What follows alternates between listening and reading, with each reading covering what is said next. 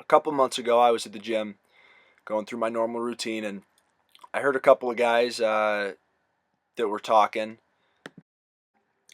At first, I didn't really pay much attention to what they were saying, but after a while, they started laughing, and I kind of got self-conscious because I thought they were laughing at me.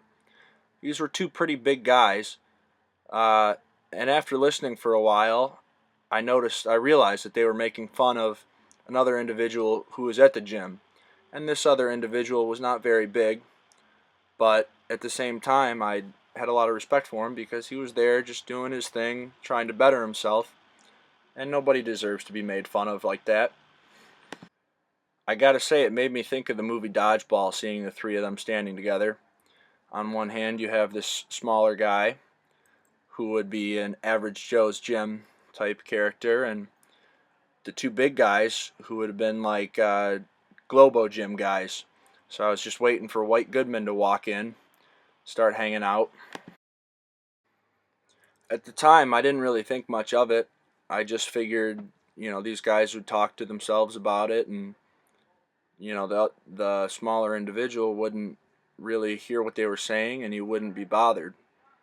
But they just kind of walked right up to him and started laying into him and making fun of him, and pretty much told him that he wasn't of adequate size to be lifting weights in that area. And at the time, it really bothered me to hear that, but I didn't know what to say. I mean, I wasn't afraid that these two guys would have hurt me if I stood up to them. I remember them telling him, "Why don't you get out of the way and watch real men lift?" And when they said this kid just kind of put his shoulders down and stuck his tail between his legs. At the time, it really didn't resonate with me, but now I think about it, and real men, what do you mean by real men? Since when is your gender defined by the amount of weight that you can lift? And what right do these two guys have to question somebody else's gender?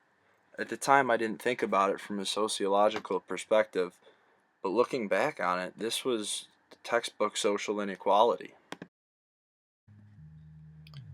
I consider this an example of social inequality because they could have picked anybody else in the gym to make fun of. Would they have been right in doing so? Obviously not, but they picked this guy because he's not as strong, because he doesn't lift as much weight as they do. I mean, I really should have done something about it, and I don't know why I didn't. I guess I just froze, but had I said something, it probably would have made this kid feel a lot better, just knowing that somebody had his back. And I'm a big fan of UCLA, an old UCLA basketball coach. His name is John Wooden, one of the most successful basketball coaches in NCAA history. And John Wooden had a quote.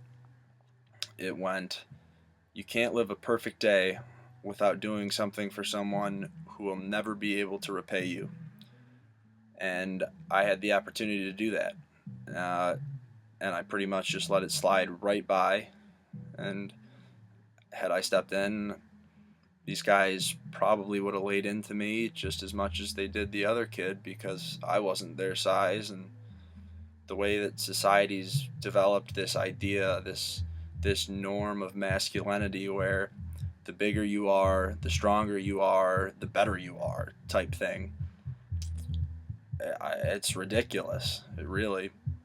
But I guess that opportunity for me to step in and say something's gone, and I do regret it because it probably would make me feel a whole lot better right now.